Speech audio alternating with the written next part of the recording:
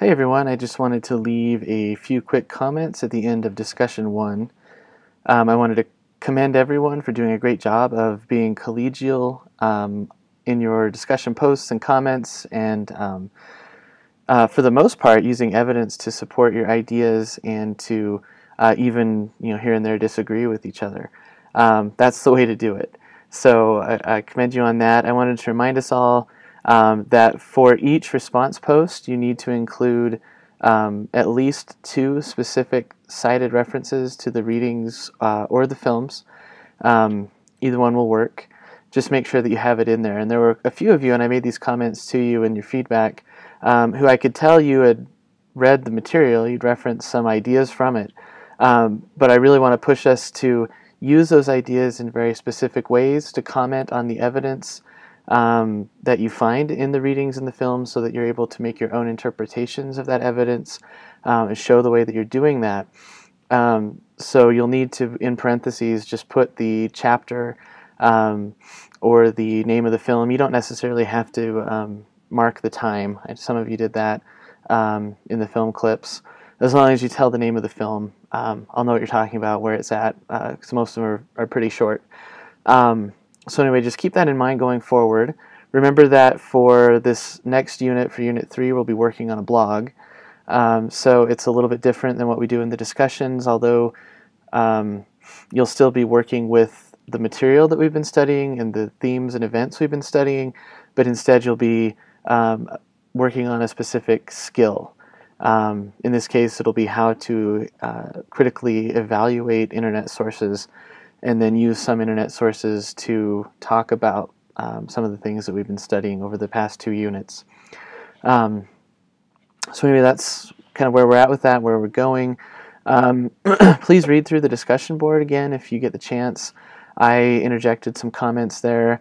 I also built a Storify that I shared on Twitter and in the discussion board that relates to the significance of memorials, some of the controversies over the Oñate statues, for example, I referenced there, and hopefully just another avenue to help us think about the different reasons that those kinds of memorials are contested, what they stand for, what they mean, how there are multiple perspectives embedded in all of them, whatever memorial it is.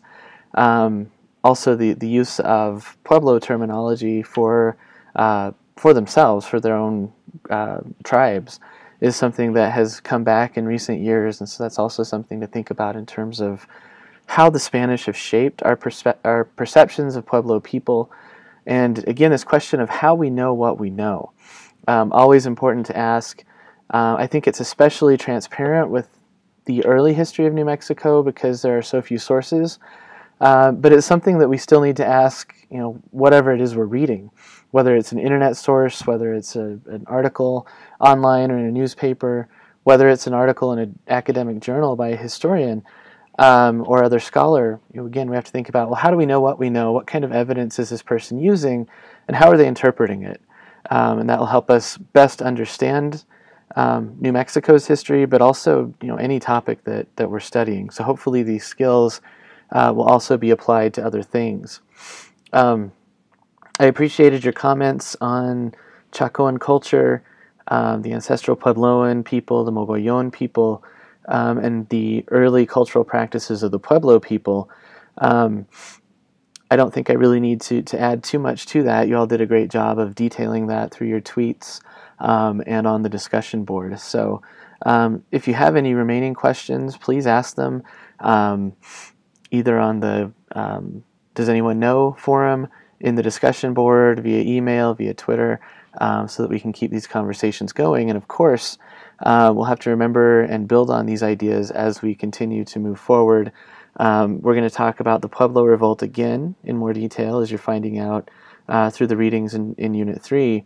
And then we're going to move on and think about the reconquest of New Mexico, led by Diego de Vargas, and also how a unique Nuevo Mexicano society resulted in the 18th century following the reconquest.